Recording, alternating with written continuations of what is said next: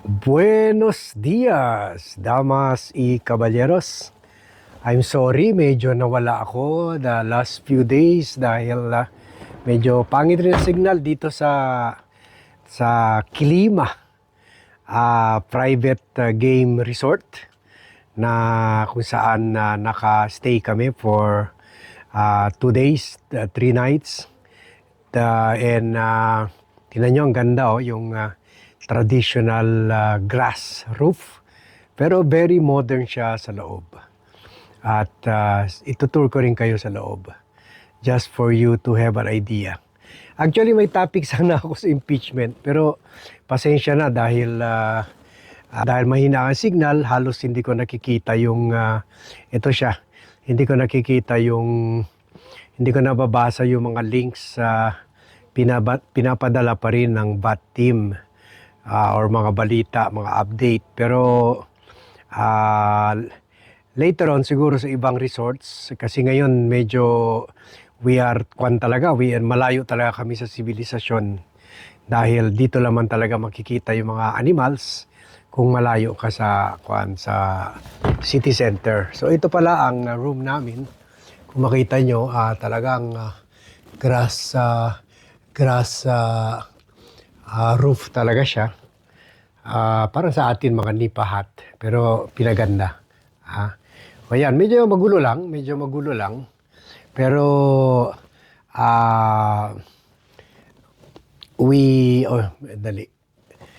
very cozy siya. Modern at kompleto naman in amenities, pati Nescoffee. Medyo magulo lang syempre. Tsaka yung CR maganda, may bathtub, kaya nakakaalis talaga ng pagod at the end of the day. Yan, so okay. May mga artifacts pa na from animals. So yan siya. Okay, let's go outside para makita nyo naman. So ito lang muna ang topic natin kasi yung iba naman, alam ko, yung iba gusto talaga political, pero yung iba naman ina-appreciate rin nila na parang sinasabi nila na parang na rin, nag-tour na rin kami ng mga lugar na pinupuntahan mo. At thank you for that, for sharing my love for travel. So yan siya, yung main entrance lobby at cognac room. Ito yung namin, yung patch namin, may several rooms dyan. Yan, no, di ba, ang ganda. At dyan kami nagla-lunch and dinner. So dito rin meron sa isang area may campfire rin. So yan, dito rin we also relax dito. Tingnan nyo yung mga bones ng dinosaur ata yan, na parang ginawa nila table decor. Yan, no. I think parang ivory ito or bones na may shape, na may art. Yan, ganda dito. Beyond that area, may mga electric fence. Andyan na may mga wild animals. Yan, no. So ganda, di ba? Very relaxing.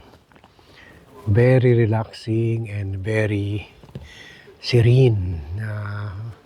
Naka-relax naman si Bud dito. Medyo nakalimutan muna natin yung mga magnanakaw dyan sa Pilipinas. Yan na. So parang, oops. Wow.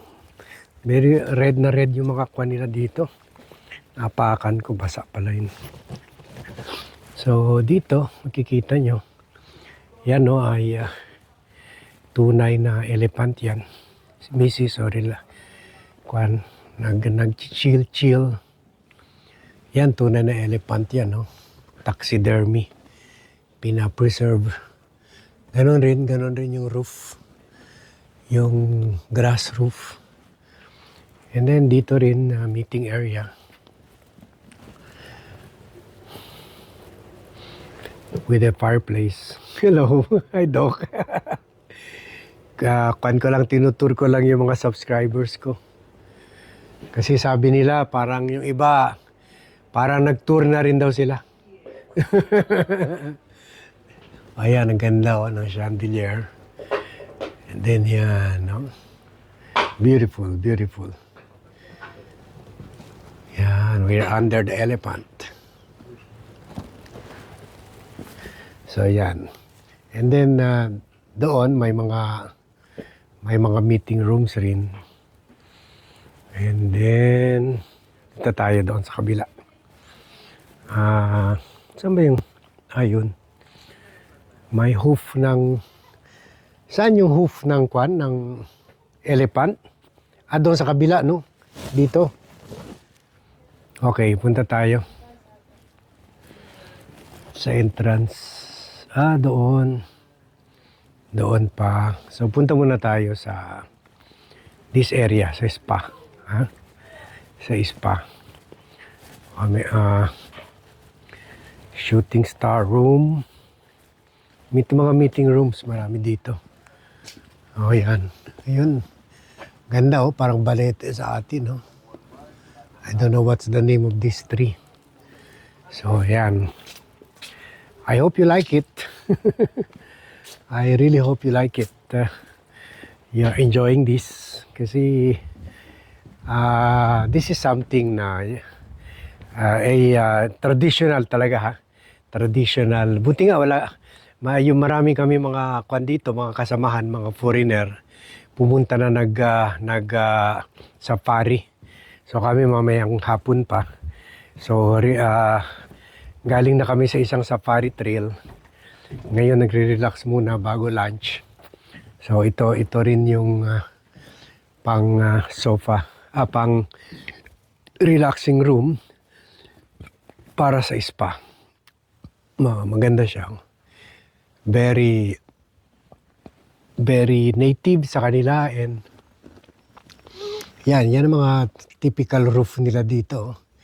Sa taas, medyo semento naman, pero sa sides, grass talaga. Grass. Oo, yan. So, beyond that fence, may mga electric fence para sa to separate us from the animals. From the wild animals. Ang ganda, di ba? Na you really feel relaxed and one with nature.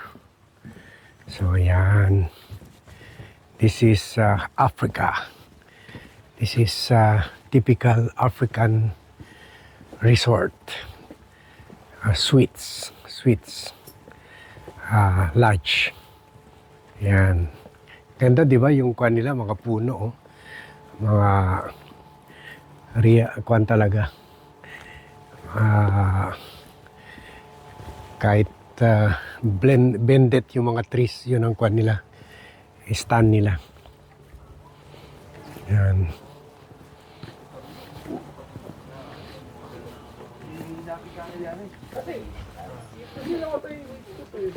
Hello.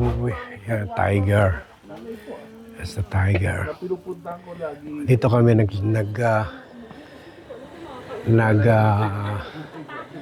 nagdi-dinner and lunch. Actually, yun talaga yung mga mission. There's role talaga if wala sila sa bahay. Parang may mawala. Pag nawala yung matanda, wala na. Ganun rin. Yung mga nanay dito they have a different role to fill. Ilang Hindi kaya. age naman. Yan, again, taxidermy, kwan, Pero matino yun leopard. Kaya matino Kumbaga, pag Pasko, Okay, so dito nagka-campfire. At although last night pagod na kami. Naka-light yan, pero hindi na kami mag-iinuman sana dito, pero pagod na lahat around the campfire. Yun, so hindi na kami boma. So yun pala ang campfire siguro. So dito ang main entrance, and also there are other rooms.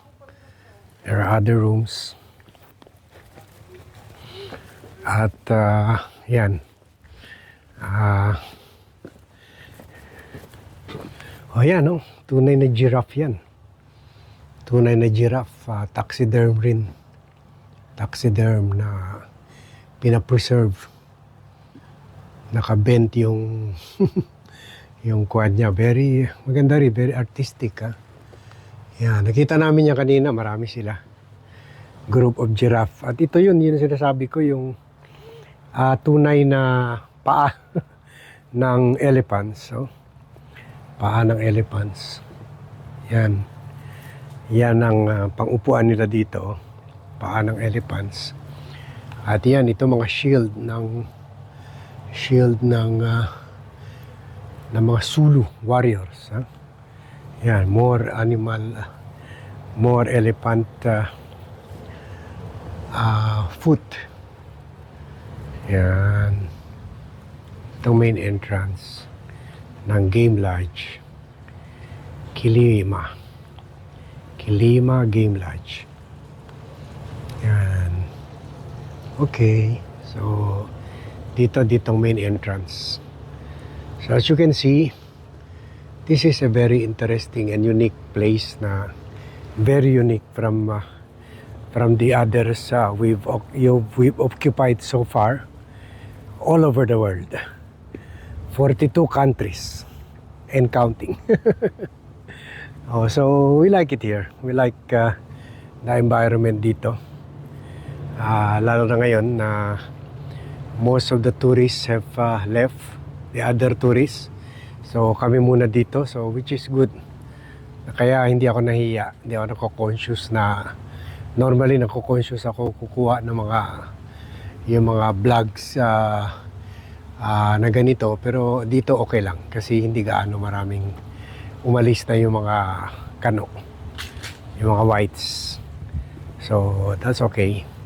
So yan, this is the Kilima Private Game Resort.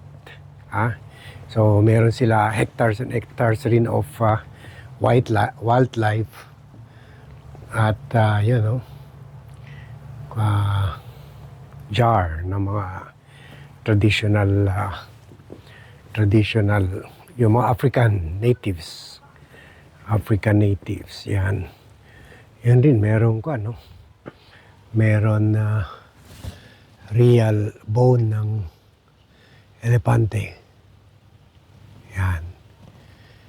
And beyond that, yung mga wildlife scene. At kanina umikot kami dyan sa safari truck. Marami rin kami nakita mga wild animals. Yan. That's the side of that's the game area. Yan, so balik tayo. So this is it, Kilima Private Game Resort. This is the typical or mga game site or hotel sites dito sa game area, meaning meron sila meron sila hectares and hectares of wild animals being kept in their natural habitat. So isa ito. Meron rin sa government yung Kruger Park. Pero we decided not to go there kasi medyo crowded sa ngayon season. So we want more private space sa amin with the family. So dito kami, we decided here. Yan, okay. So dito naman tayo dumaan. Mari. So this is it. This ends our tour of the Kilima Game Luxury Suites. And thank you very much everyone for watching. I hope kahit papaano. Meron rin nagpa-follow kay Bat na to get ideas on where to travel. So, this is a place na okay sa akin. Yan. Okay. Although medyo it could be more kasi medyo yung mga wild animals nila hindi namin nakita masyado. Pero siguro nagtatago. Mamaya subukan natin ulit. So thank you everyone for watching and see you in my next vlog.